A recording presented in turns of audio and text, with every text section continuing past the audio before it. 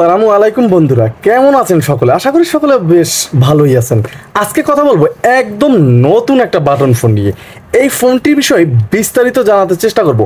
অল্প বাজেটে যারা একটা ভালো মানের ফোন খুঁজতেছেন, যেমন একদম হাই ক্যাপাসিটি অরিজিনাল ব্যাটারি থাকতে হবে, 32 GB মেমোরি কার্ড সাপোর্ট থাকতে হবে, ডিসপ্লেটা থাকতে হবে ক্লিয়ার, এবং এই ফোনটির আরও বেশ কিছু কারিশমা আছে, সব জানতে পারবেন এক এক করে।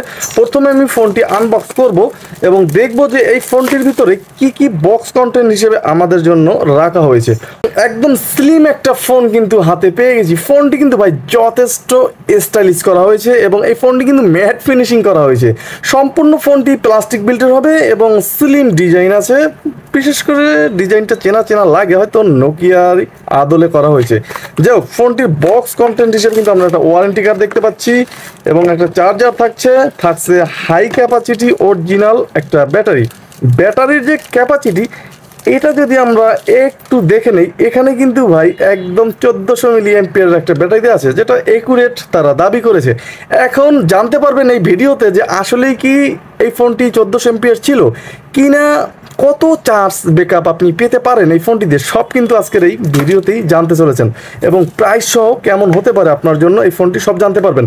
তার আগে বলে দিচ্ছি, আপনি কি আমার চ্যানেলে নতুন, তাহলে এখনই চ্যানেলটা সাবস্ক্রাইব করে দিয়ে বেল আইকনটি বাজিয়ে দেবেন, কারণ বাংলাদেশে এটাই একমাত্র চ্যানেল যেখানে প্রতিদিন একটা করে বাটন ফোনের ভিডিও আপলোড করা হয়।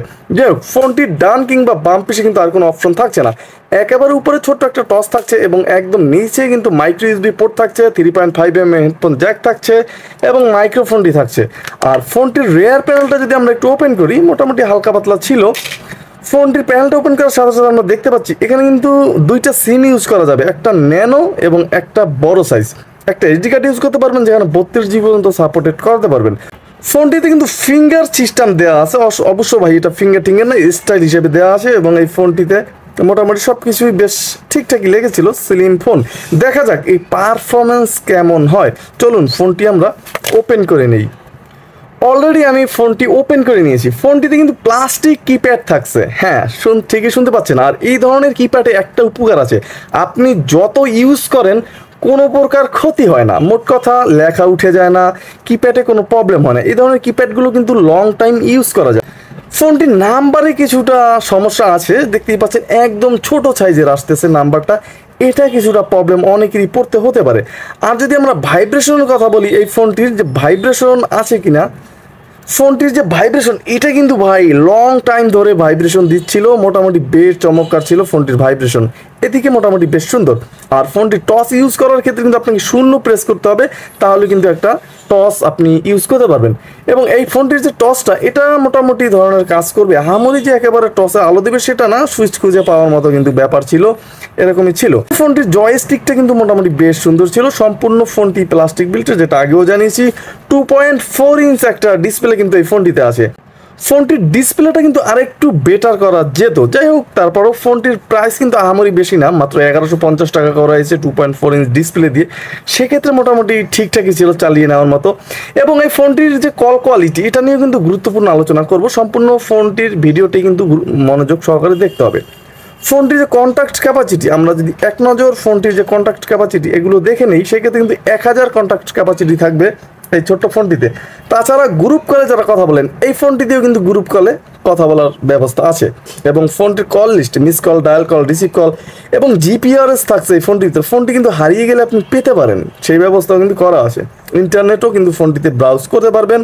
তাছাড়া ফোনটিতে ফাইল ম্যানেজার দেখতে পাচ্ছি, মেসেজ থাকবে, 200 মেসেজ ক্যাপাসিটি আছে, image, camera, video player, FM radio থাকবে। মোটামুটি সাউন্ড পাবেন ফোনটির এফএম শোনার ক্ষেত্রে, মোটামুটি চালিয়ে নেওয়ার মতোই ছিল এই ফোনটির যে এফএম ছিল। তাছাড়া অডিও প্লেয়ার আছে, এক ক্লিকে কিন্তু আপনি অডিও প্লেয়ার শুনতে পারেন। এবং ফোনটিতে ব্ল্যাক লিস্ট আছে, হোয়াইট লিস্ট আছে এবং মোবাইল ট্রেকার থাকবে, ব্লুটুথ থাকবে। তাছাড়া সুপার ব্যাটারি মোড থাকবে, যাদের ব্যাটারি ব্যাকআপ বেশি প্রয়োজন তারা কিন্তু এই অপশনটা ইউজ করতেই পারেন। এখন চলে যাব সরাসরি ফোনটির যে রিংটোন, সেখানে যে বরাবরের মতো ফোনটির রিংটোনের যে সাউন্ড সেটির কেমন ছিল।